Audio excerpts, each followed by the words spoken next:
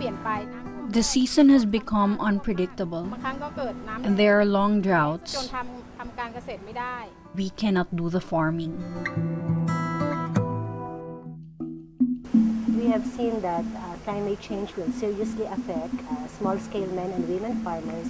So as early as 2008, we had a session, regional consultation on climate change issues.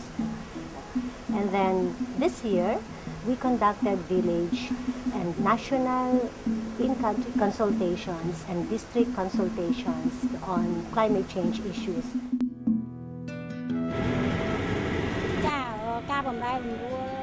The climate change is badly affecting my family and our community. It brings heavy rains even during the harvest season. And these rains destroy our crops.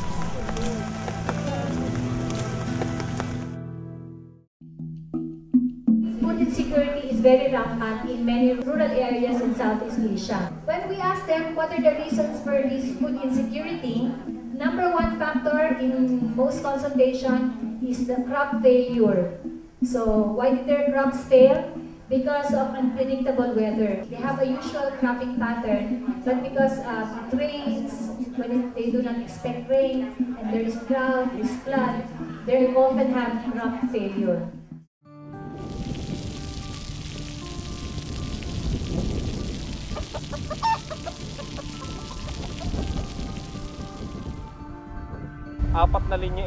There were 4 rows of banana trees here. All of them were already bearing fruits. All my plants were destroyed by the flood. There used to be a row of papaya trees here. Up to that portion there, all got damaged. My vegetables are all gone. Climate change exacerbates food insecurity, mainly because the production is highly dependent on weather condition. And they also said that because of these changes in the weather, there's higher incidence of rats, pest infestation. And mainly households practice subsistence farming. So what they produce, they eat. And hence, food security is very closely tied to the success of their food production. So when there's no rain, they have no irrigation, no agri production, no food. 두 분의 홍수 피해로 인한 우리 재산과 I lost all my assets and farms twice because of typhoons. 87년 셀마 One is Typhoon Thelma in 1987, 매미의 태풍 and then Mamie in 2003. 우리가 그때 농장과 My whole house was sunk underwater. 자살을 잃은 적이 우리 가족에 대한 At that time, I lost not only my family's assets, but also my mother-in-law. She passed away during the typhoon in 2003. Our family had to evacuate from my hometown, with a coffin bearing my mother-in-law. I have never experienced such frightful storm in my whole life. We also see the special need to focus on women. Women are very important in food production. Apart from being food producers, they have also important roles in meeting food security at the household and at the community level. We work all day in the farm and in the house. It is our responsibility to both feed our children and then to plant in the field. Because of these responsibilities, the climate change brings us more problems and more worries.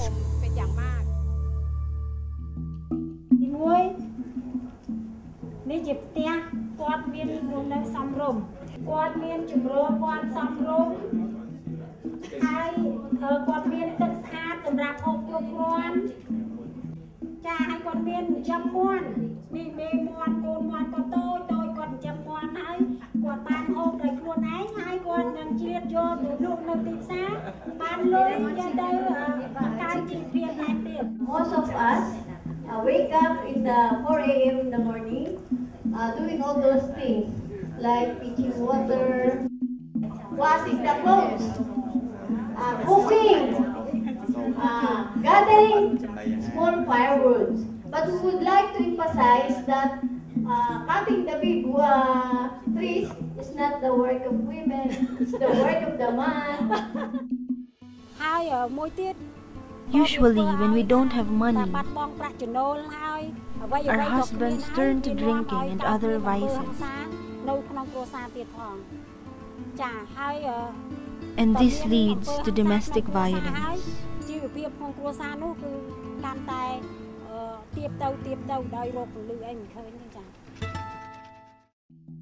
While the women have many things to do, we draw the men. After the work, drinking, watching TV, sometimes reading magazine, and sometimes cockfighting.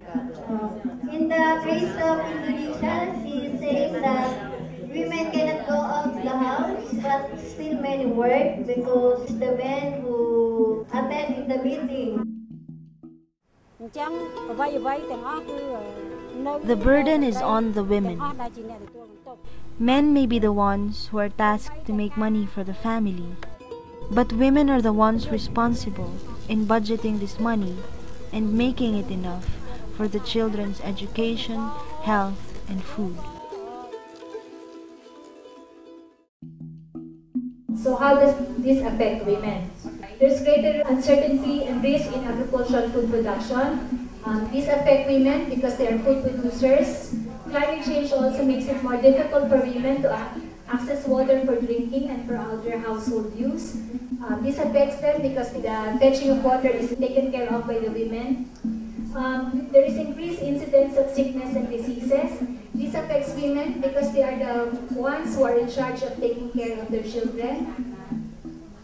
There is less income for food and other expenses. This affects women because they are the ones in charge of the management and allocating resources for food and other uses.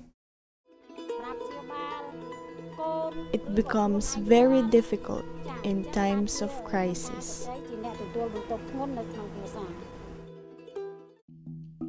How do they cope at the community level? So some of the types of farming technologies that they promote that help them cope with the problem of climate change and food insecurity are the concept of community reforestation and family tree planting. The use of check dams and rainwater storage, what they call the mini umbong, so they have these different contraptions to catch water from the rain. And also the use of biomass for fuels instead of firewood. They use the manure from the animals to produce biomass. And particularly evident in Cambodia, what we call the system of rice intensification or SRI.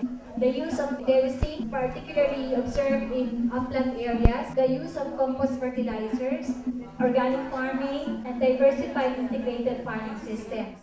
Yung karanasan kasi pag organically grown rice has strong resistance to calamities like heavy rains. Bagyo o sa anumang kalamidad because it is not forced to grow.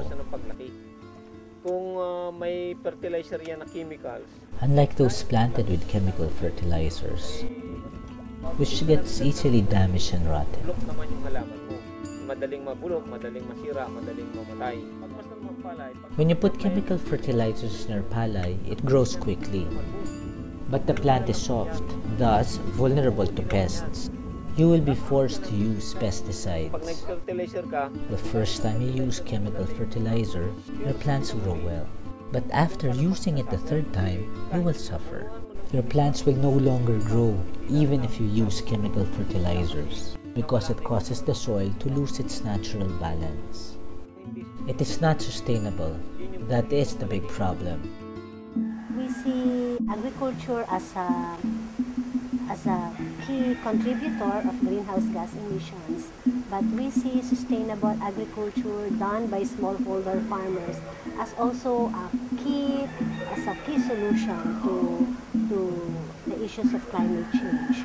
So we want support for smallholder farmers so that they can adapt to climate change, and we want support so that they can promote and mainstream and do massive sustainable agriculture practices in their farm.